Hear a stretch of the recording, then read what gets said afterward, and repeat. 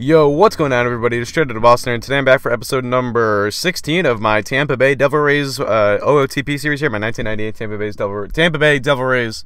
That is a tongue twister, holy crap. Anyway, today we're back with the 2002 World Series. We have made it to the Fall Classic for the first time in franchise history, and we're taking on the Philadelphia Phillies. Unfortunately, we're going to have to do it without the services of Tim Hudson, if you guys remember, or if you guys might have missed it. He got hurt in the ALDS, and he only made one start, 5 innings, 2 earned runs, 3 in total, 6 Ks, no walks, 1 home run. Only threw 80 pitches, got hurt with shoulder inflammation, and he has been out ever since. He is not going to be back the rest of this season, so our pitching staff takes a hit. We've still got Tony Saunders, Barry Zito, Manny Domingo, and Danny Wilson, though, trying to close the deal for the Devil Rays. Remember, we didn't decide to trade Daniel Wilson. Despite him being a free agent at the end of the year, that move is paying off so far. We've held on to him, and he has proven to be very valuable depth so far. He pitched pretty well in the ALCS, pitching 6 2/3, 1 earned run in his 1 start. So, anyway, we are taking on the Philadelphia Phillies. They took care of the St. Louis Cardinals in the LCS and the San Diego Padres in the NLDS. They were a wild card team. Yes, they were a wild card team. Or, no, they might have won their division, actually, excuse me. They won a game 163 to win their division over Florida. It was a very tight race, but they did win it, so it's been kind of a miracle run for them, a Cinderella run for them, but either way, it's going to be a Cinderella World Series, because if they don't win it, the Devil Rays will win their first World Series in, their 5th year of existence? That would be pretty impressive. So let's take a look at the Phillies team. They had a Pythagorean win-loss of 86 and 77, and they did not make the playoffs the previous year. They did 2 years ago, though, a 97-win team. Looks like they have not quite returned to that. I don't know. I mean, they won 97 games, and now that's kind of weird. That was like the year after they traded us Scott Rowland, I think. But anyway, let's see here. We want to take a look at their home. So they were 5th in runs scored and 6th in runs against. Yeah, so not too great there. I can see why they might have only won 88 games, but they do have Curt Schilling, one of the best postseason playoff pitchers of this generation, and they've got Jeff Weaver, I would imagine this is, yep, and Joel Pinheiro, and Jae Wong Seo, who I want to say was an international free agent this year. So they've got a pretty, oh no, he was a draft pick, excuse me, but they've got a pretty good rotation. Their lineup, I see Brian Giles here. This is Jason Michaels, Sean Green. So we traded Sean Green to them for, was it the shortstop we got? Brandon Cantrell, who we've since traded to the Red Sox for Nomar Garciaparra. But so interesting trade relations there. And remember, they traded us Scott Rowland. That was a big blockbuster deal. So yeah, what year did we get Scott Rowland, out of curiosity? 2000 was the year they won 90 games. So we must have gotten him in 1999. No, we got him in 2000. I don't know why they... That's weird. I don't know why they traded him to us that year then. I think if I remember correctly, it said they were rebuilding, but I don't know. Apparently they weren't rebuilding that much, because they made the playoffs and they won 90 games that year. So that's weird. But I don't know. Maybe he was a cancer in their clubhouse. Who knows? Either way, all right, so we're ready to take them on. We've got same lineups and everything. We've got Griffey in there, DH right. Yes, we do. And we are actually going to have to set our NL lineup. We'll do that now. Why not? So we'll just probably bench Griffey, I want to say. Maybe bench Sepulveda. I mean, he hasn't played too well. We could probably do against right-handed pitching. We could do Griffey in right field and Sepulveda on the bench. And against left-handed pitching, we will put Marquis in right field, since Marquis just dominates left-handed pitching. And I would imagine Griffey probably struggles a little bit against left-handed pitching at this point in his career. So, all right, let's do this. Game number 1 from Tampa Bay. We've got home field advantage. It's going to be Joel Pinheiro against Tony Saunders. In game number 1, we've got our lineup ready to go. And let's do this. World Series game, the first ever in Tampa Bay Devil Ray history. And we are underway. Tony Saunders sporting a .56 ERA this postseason. Let's see if he can continue his dominance. He has been fantastic since Tim Hudson went down. And all right, we get on the board in the 3rd, a 1-0 lead, but Philly answers back with 3 runs of their own in the 4th, so Saunders a little bit of leakage. He's at 75 pitches now. Let's see what he's at after 5. 94. If I remember correctly, his stamina rating isn't that high. Actually, it's a 70, so we'll let him at least start the 6th inning. Still a 3-1 game, though. Let's get Scott Williamson up. We haven't been able to use him yet in this postseason. We'll see what he can do. He had a good regular season. Saunders gets through the 6th. So 6 innings, 3 runs, not too shabby. Certainly not that great, but probably not what we were looking for. But he kept us in the game. Now it's on the offense and the bullpen to try and make the comeback, but Williamson not helping us out. He gives up a pair. Let's get Blaine Neal up.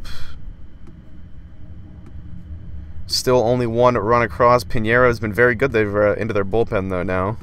All right, top 8, Philadelphia up now. Neal gets through it, so we can get... I want to see what Carl Sadler can do. I want to see him in the 9th. But anything going in the bottom of the 8th for the Rays? Nope. Still only 1 run across. Carl Sadler's in. He pitches a scoreless 9th. Now on to the bottom of the 9th, A&C Smith still in there. He's pitched 2 innings of relief so far. And he, man, was he perfect or what? 2 walks but no hits. So Pinheiro and Smith get it done for Philadelphia, and they take game 1. That's our first loss of the postseason. And it comes at home. So we lose game 1. Now on to game number 2. And I think they're going to have Kurt Schilling. Yes, they are. So Kurt Schilling against Zito. This is going to be a tough matchup for us to win. Schilling's been dominant in the playoffs so far, 3-0 with a 1.88 ERA. Oh boy, I do not like our chances. It looks like game 1 was the game we really had to have, because I bet Schilling has a really good chance of winning here tonight. Here we go, though. Zito, not too bad in his own right. We'll see what he can do. We got 2 runs off of Schilling in the 1st. That's a good sign. Zito only 1 hit allowed through 3. We get 2 more in the 4th. So we're off to a good start here in game number 2. Still a 4-0 lead. Zito has been great so far. He does give back 1, though. Was that a solo home run, or looks like Sean Green came around on a ground out? So, all right, 4-1 game. 7-1 now. We open it up. So Schilling not sharp today. His day, I imagine, would be done. Yep, he's not out yet, but 6 innings and 4 earned so far, 7 runs total. He's not quite out of the game yet, though, unbelievably. Zito, after 7, is at 95 pitches. Because we've got such a big lead, and we've got the bullpen, or we've got the day off tomorrow, I'm just going to go to my bullpen here. And we'll rely on guys that we don't necessarily need in a close game. But, you know, Zito, I want Zito to be fully ready to go in a potential game 6, and we just don't need him right now. Up 6 runs, our bullpen is going to be just fine. We'll get J.C. Romero up. Still 7-1. Put Romero in, and we'll get Nen up just in case. But Romero gets it done, and the Rays win game 2. The Devil Rays, I should say, win game 2. And Zito gets the win. He was dominant. 7 innings, 1 run, only 4 strikeouts, 2 walks, but 4 hits.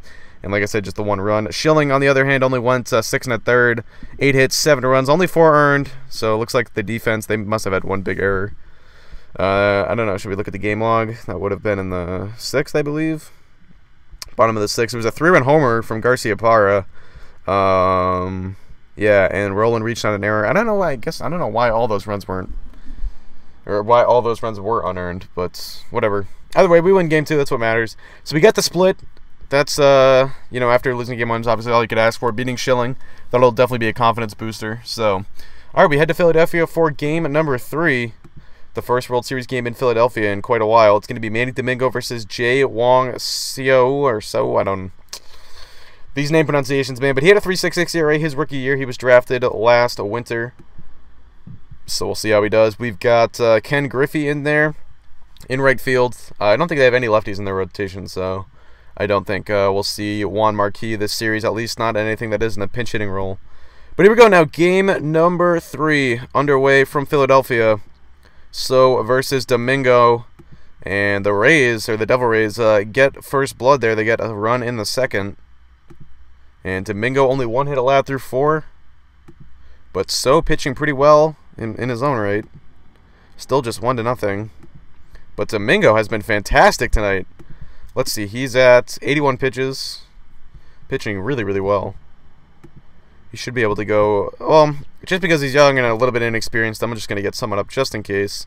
We'll get Rivera up in case Domingo runs into trouble. But he has been dominant this postseason. Only 1 earned run in 12 innings of work. Can he get through the 7th here? Yes, he can. Just 1 hit allowed. This is unbelievable stuff.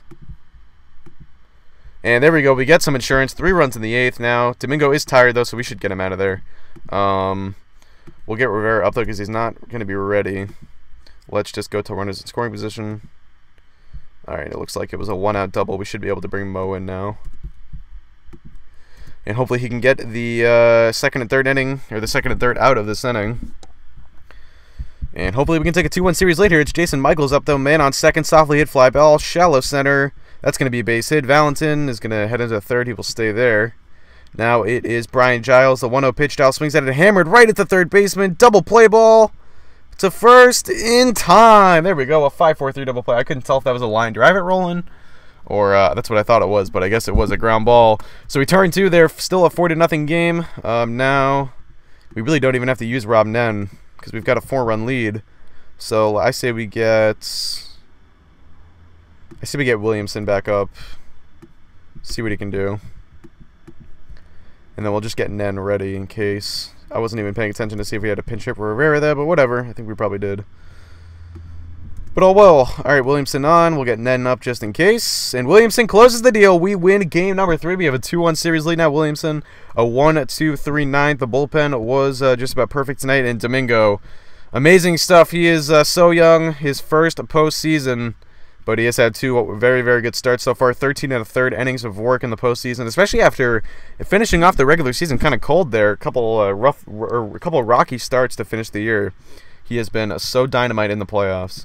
So that is good stuff there. Here we go. Now we've got a 2-1 series lead. Got a chance to make it 3-1 here, as we are going to have game number 4 in Philadelphia. Daniel Wilson versus Jeff Weaver. And Griffey back in the lineup there in right field. No Sepulveda, no Juan Marquis. As here we go now, game number 4 from Philadelphia. The Devil Rays 2 wins away from a World Series as they strike first in the first. Wilson so far scoreless 3 innings. It's Jeff Weaver who's allowed the run. Only 1 hit though. He allows 2 more runs though in the 4th. We've got a 3-run lead. Now Wilson has got a lead to work with. He was so effective in his 1 start so far. He has been effective tonight. 54 pitches. Finally gives up a run, but only 1 run through 6 innings. That's 78 pitches. So we'll leave him back out there for the 7th at least. We'll get the bullpen up just in case, though. Let's get Mariano ready. And we'll go till runners in scoring position with Daniel Wilson. It's a 1-out double. So let's let him face Jeffrey Hammonds here, see if he can work his way out of it. Wilson stretches, glances back at Telha.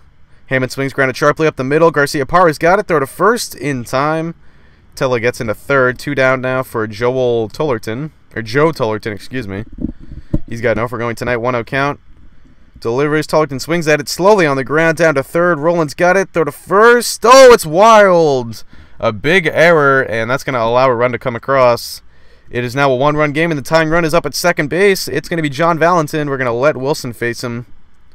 Probably Wilson's last batter, though. We'll see. Right back at the right side of the mound. Wilson's got to throw to first in time. All right, so Wilson gets through the 7th. The second run comes across, but it will go down as unearned. So Wilson, 7 innings, 1 earned run. Very good stuff out of him, and we're going to get Mariano in there for the 8th, no doubt. Wilson's night will be over. So here we go now. Let's see if we can get an insurance run. Oh, we get a pair of insurance runs. 2-run home run maybe. Looks like it was a solo home run from Garcia-Parra and then an RBI single from Veritek. So now Mariano's got a 3-run lead to work with. He gets through a scoreless 8th. We're going to give it on to Rob Nen for the 9th. Still a 3-run lead to work with, but Nen's got a chance to give us a 3-run series lead. And he does just that. The Devil Rays lead 3-1. 1 game away from a World Series championship, and I did just realize that this was actually a matchup of the 2008 World Series, so 6 years earlier than expected, but these two teams have faced off in the World Series before. And remember, the Phillies won that series 4-1, if I remember correctly, so it'd be ironic if we won this series 4-1. We've got a chance to do just that. Game number 5 coming up.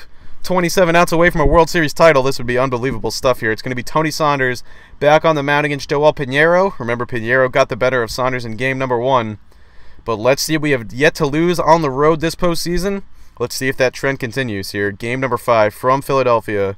Saunders versus Pinheiro. And for the second straight time when these two pitchers match up, Philly strikes first. We do answer back in the second, though. It's a 2-1 game. Saunders settling in. We tie it back up in the 4th.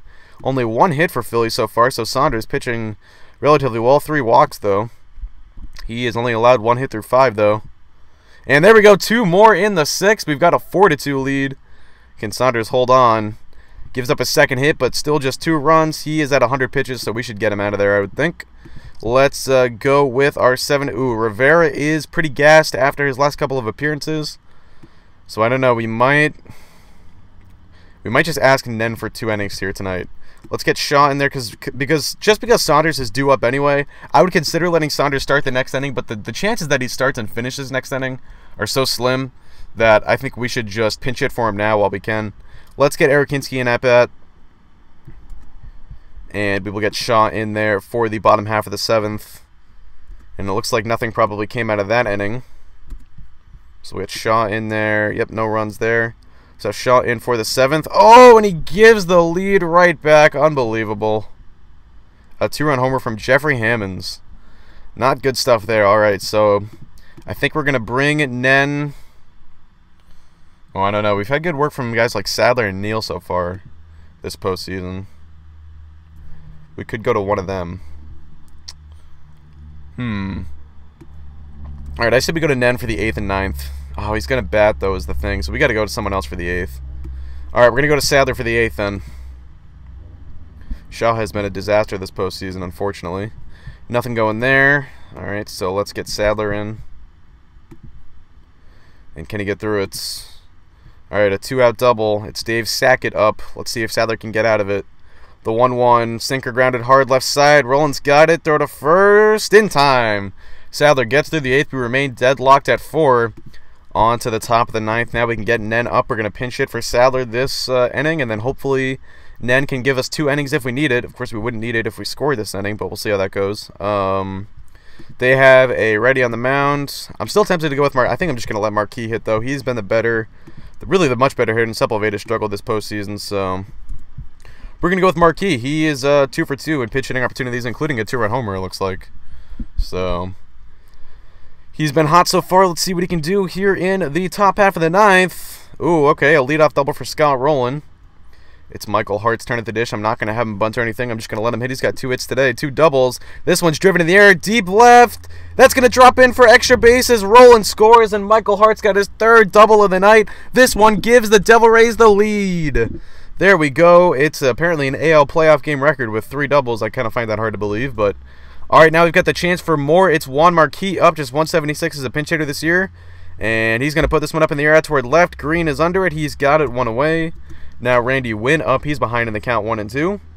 Wynn is hitting just a lowly 196 this postseason. This one is going to be a ground out. Michael Hart moves over to 3rd, but 2 down now for Nomar. Only 245 for Nomar this year with in the postseason, but 405 with runners in scoring position in the regular season. And this one gets by the glove of Telha. That's a base hit. That's going to get another run home. The D-Rays lead 6-4. A big hit for Nomar Garciaparra. He's got himself an RBI double. We've now got a 2-run cushion here, just 3 outs away from a World Series championship. It's David Segui, excuse me. And he's going to get into center field for a base hit. Garciaparra will hold at 3rd, though, so it's going to be up to Griffey to try and get Garciaparra in.